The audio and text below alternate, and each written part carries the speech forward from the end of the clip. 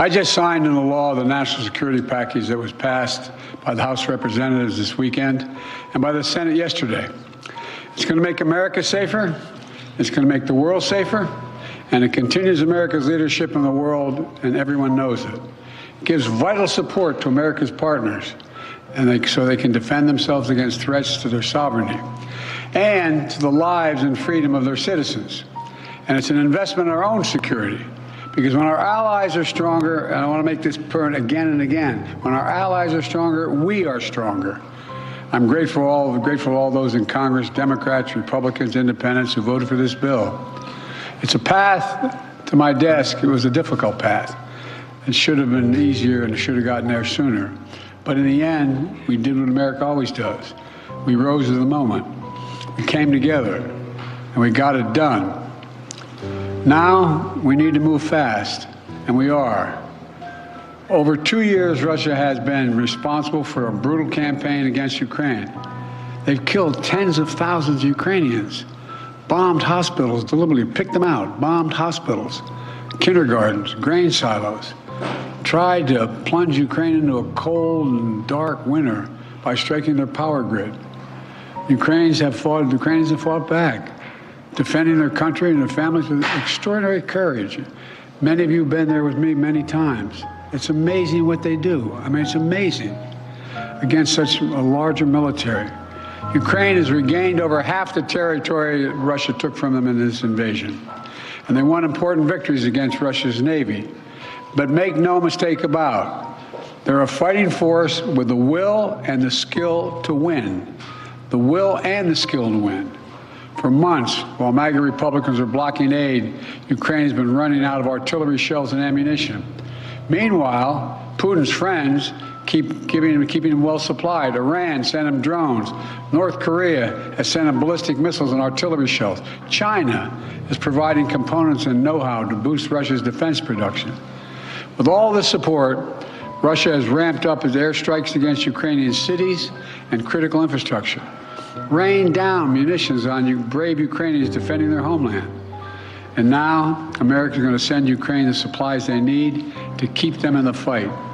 This weekend, there were reports, and I find this amazing, there were reports of cheers breaking out of the trenches in eastern Ukraine. Probably came from one of your folks, a reporter or someone, I'm not sure where it came from. But that they're cheering as they watch the House vote in support for Ukraine. It's not like they don't understand what we've done. Not like they don't understand how critical this is for them. I'm making sure the shipments start right away. In the next few hours, literally a few hours, we're going to begin sending in equipment to Ukraine for air defense munitions, for artillery, for rocket systems, and armored vehicles. You know, this package is literally an investment, not only in Ukraine's security, but in Europe's security, in our own security. We're sending Ukraine equipment from our own stockpiles. Then we'll replenish those stockpiles with new products made by American companies here in America. Patriot missiles made in Arizona, Javelins made in Alabama, artillery shells made in Ohio, Pennsylvania, and Texas. In other words, we're helping Ukraine while at the same time investing in our own industrial base, strengthening our own national security, and supporting jobs in nearly 40 states all across America. You know, the United States is not acting alone, to state the obvious. Our allies in Europe and around the world, who for constantly been asking me, are we going to step up? We're not going to walk away, are we? How many, and some of you have been to these international meetings with me, they're very concerned. Had we failed to step up, Lord only knows what would happen to the cohesion in NATO. They're also sending significant help to Ukraine. We're all standing together against this brutal dictator. As I've argued for months, this is directly in the United States' national security interest. If Putin triumphs in Ukraine, the next move of Russian forces could very well be a direct attack on a NATO ally. And you all know full well that invoking Article 5 of the North Atlantic Treaty would be the first thing that comes to mind, which declares an attack on one as an attack on all. If Putin attacks a NATO ally like he's attacking Ukraine today, we'd have no choice but to come to their aid, just like our NATO allies came to our aid after the September 11th attacks here. That's why we're supporting and surging support now to Ukraine, to stop Putin from drawing the United States into war in Europe and in the future. You know, it seems to me we should take a little bit of a step back and realize what a critical moment this was for the United States and for NATO. This is a historical moment. In the last 2 years, we've helped unify, strengthen, and expand NATO. Imagine if instead we had failed to step up now and support Ukraine. All those gains would have begun to unravel. The cohesion of NATO would have been weakened, and our national security would have been undermined without any question.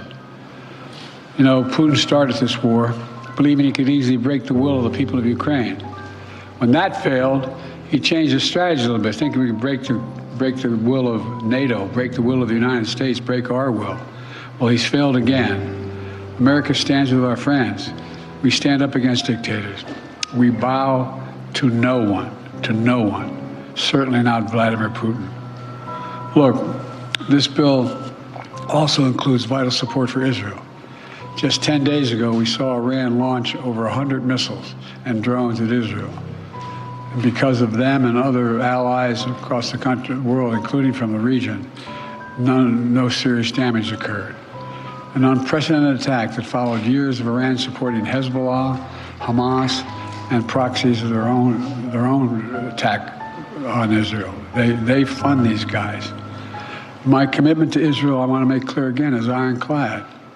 The security of Israel is critical. It will always make sure that Israel has what it needs to defend itself against Iran and terrorists it supports.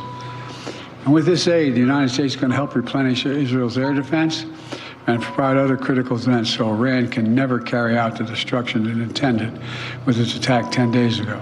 But at the same time, this bill significantly increases humanitarian assistance we're sending to the innocent people of Gaza who are suffering badly. They're suffering the consequences of this war that Hamas started. And we've been working intently for months to get as much aid to Gaza as possible.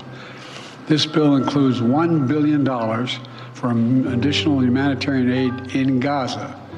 We're going to immediately secure that aid and surge it, including food, medical supplies, clean water. And Israel must make sure all this aid reaches the Palestinians in Gaza without delay. And everything we do is guided by the ultimate goal of bringing these hostages home, securing a ceasefire, and setting the conditions for an enduring peace.